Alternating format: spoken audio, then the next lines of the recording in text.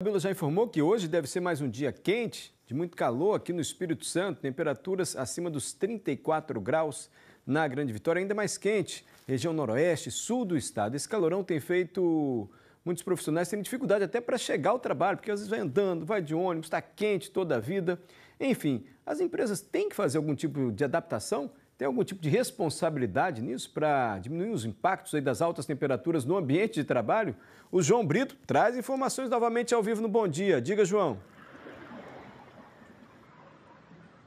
É isso mesmo, Mário. Como também os trabalhadores podem cobrar, esses direitos também. A gente vai saber quais são as responsabilidades e também os direitos dos trabalhadores aqui com o Carlos Eduardo Amaral, advogado trabalhista, está aqui com a gente para falar sobre esse assunto. Obrigado pela entrevista, Carlos. Vou começar perguntando com relação às empresas. Quais são as responsabilidades das empresas que têm os funcionários trabalhando diretamente com o calor, sendo expostos ao calor excessivo?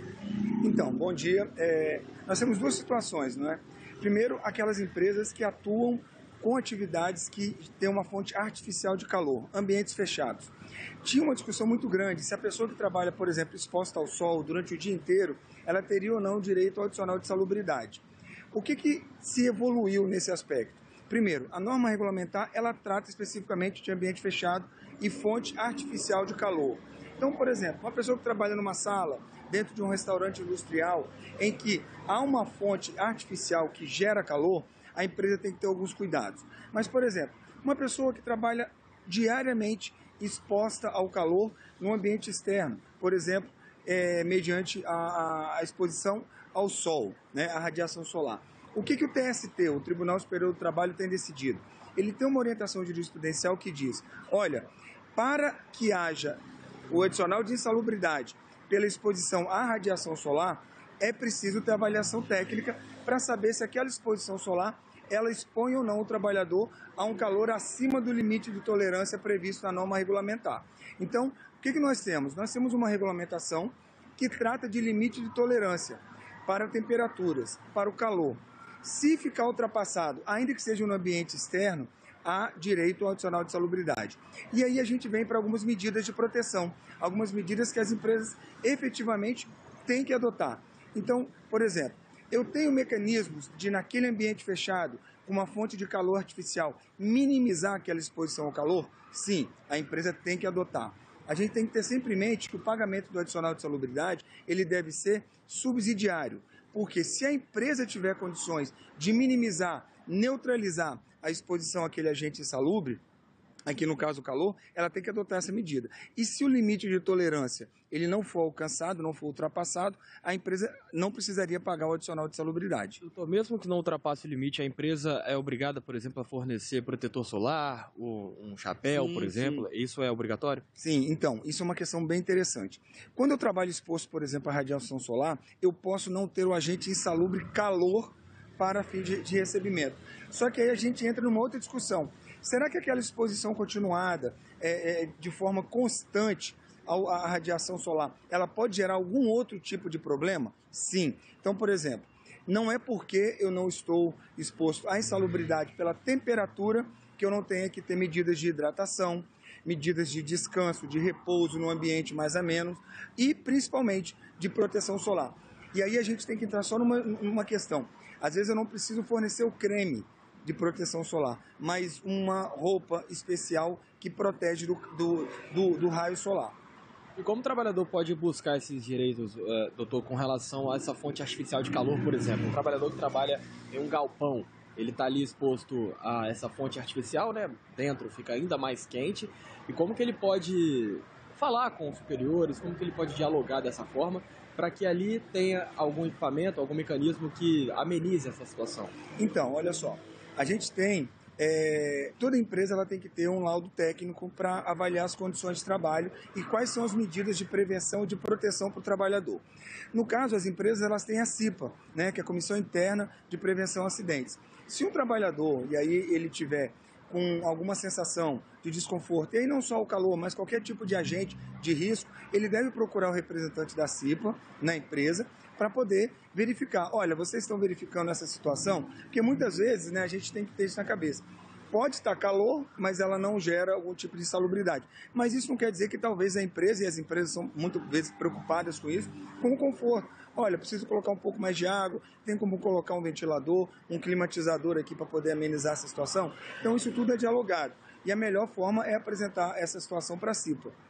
Certo. Carlos Eduardo Amaral, ele é advogado trabalhista, tirando essas dúvidas para a gente com relação ao calor, né? Trabalhadores profissionais que trabalham expostos ao calor de forma direta, como estamos aqui ao ar livre, mas também de forma indireta, né? Dentro de espaços. E aí pode ficar ainda maior a sensação de calor, aquela sensação ruim, né, que todos têm num calor excessivo. Ele explicando para a gente que o trabalhador tem sim direito e pode buscar esses direitos de forma em diálogo com a empresa. Mário, Fabiola, volto com vocês aí no estúdio. Ô, João, deixa eu aproveitar aqui só comentar e aproveitar e reforçar também, né? Porque o advogado explicou aí que deve relatar o que estiver acontecendo na CIPA, né? Que é a comissão que previne acidentes dentro da empresa. Toda empresa tem que ter uma CIPA? Porque veja só o relato da Jeane aqui.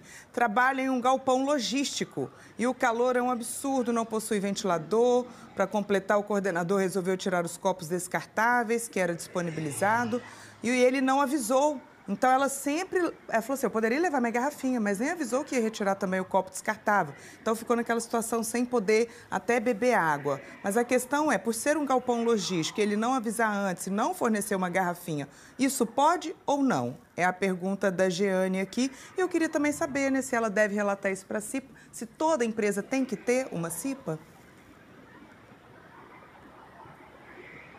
Doutor, a telespectadora falou sobre um caso que aconteceu com ela, que trabalha em um galpão logístico, que a empresa retirou os copos descartáveis, né, para as pessoas tomarem água, só que não forneceu também outra medida, uma garrafinha para cada funcionário. Ela está perguntando se isso é permitido e, por exemplo, ela tem que repassar isso à CIPA e aproveito para perguntar também se toda empresa tem que ter a CIPA, tem que ter, né, um representante ali. Então, olha só, as empresas, não são todas as empresas, pequenas de menor porte realmente não vão ter a CIPA, mas as de grande porte, dependendo do número de funcionários, sim. Então, eu teria que analisar essa questão do fornecimento ou não do copo. Qual foi a medida, qual foi a justificativa da empresa para tirar o copo descartável? Será que ela deu alguma alternativa? Então, isso tudo tem que ser apresentado. Então, por exemplo, será que é uma norma de sustentabilidade para evitar muito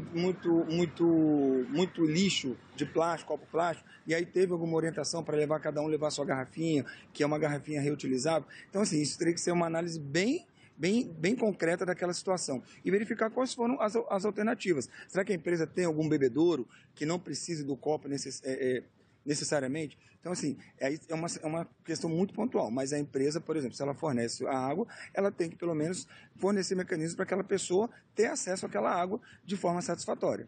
E caso não tenha CIPA, como que o trabalhador pode recorrer, doutor? E aí geralmente, ele pode procurar o sindicato, né? A CIPA, na verdade, é um órgão interno da empresa que é presidido por um representante da empresa, mas com dirigentes eleitos pelos próprios empregados. Caso a empresa não tenha, ele pode procurar o sindicato ou algum advogado da sua confiança. Obrigado. Carlos Eduardo Amaral, advogado trabalhista, tirando as dúvidas para a gente com relação ao calor e à relação de trabalho. João, mais perguntas aqui, porque são muitas surgindo. Tem pessoas querendo saber, uma pessoa falando de escola pública, e no caso de escola pública, fazer o quê? Onde a sala de aula é lotada e quente. Tem uma outra pessoa também perguntando algo parecido, nos casos de órgãos públicos, que não tem CIPA. Como funciona? A quem relatar? Doutor, muitas dúvidas surgindo com relação ao calor, já que é um ambiente que todos nós vivemos, né? Muita gente perguntando com relação a órgãos públicos e também escolas públicas, né? Professores que ficam ali na sala de aula, muitas vezes não têm aquela condição mais adequada a combater o calor mesmo. Nesse caso de repartições públicas, órgãos públicos, o que fazer? Então, nesses casos, quando é uma questão de ordem de serviço público, por exemplo, é o exemplo que você deu da escola, é sempre bom procurar, porque os trabalhadores, ainda que sejam em serviço público, têm sindicato também. Então, também levar essa questão para o sindicato, até para que seja feita uma avaliação sobre se aquela condição de trabalho, ainda que no serviço público, ela está adequada ou não às normas de segurança e saúde. E também muitas vezes vai do bom senso, né? Talvez chegar para o supervisor da área e relatar um problema que talvez ele não sinta, mas a pessoa falando pode se resolver antes de ir para o sindicato, outros meios. Sim, então é essencial que pelo menos a empresa tenha esse canal de diálogo ou o serviço público tenha esse canal de diálogo. Porque muitas vezes a empresa pode não ter conhecimento, mas só lembrando, a empresa tem que ter uma avaliação prévia técnica do ambiente de trabalho. Pode ser que aquela avaliação ela esteja incorreta em algum aspecto, mas pode ser que ela esteja correta. E aí entra muito naquela questão individual de cada um, né? de eu me sinto desconfortável nesse ambiente, porque eu me sinto eu sinto um pouco mais de calor, mas na verdade não é um ambiente que necessariamente é insalubre. E aí a gente teria que avaliar caso a caso, individualmente, o que pode ser feito para aquela pessoa talvez ter um conforto maior. Tá bom, doutor, muito obrigado. Estamos à disposição caso tenham mais dúvidas. Por hoje é só, João. Obrigada. Eu agradeço também ao advogado trabalhista para poder responder aqui os nossos telespectadores. Obrigada, gente. Todo mundo se adaptando ao calorão, né? Tentando se adaptar ao calorão. Até os advogados não têm mais, nesse período, obrigação de usar o paletó. É mesmo. Nas áreas próprias, assim, do Poder Judiciário. Estão liberados do uso do paletó.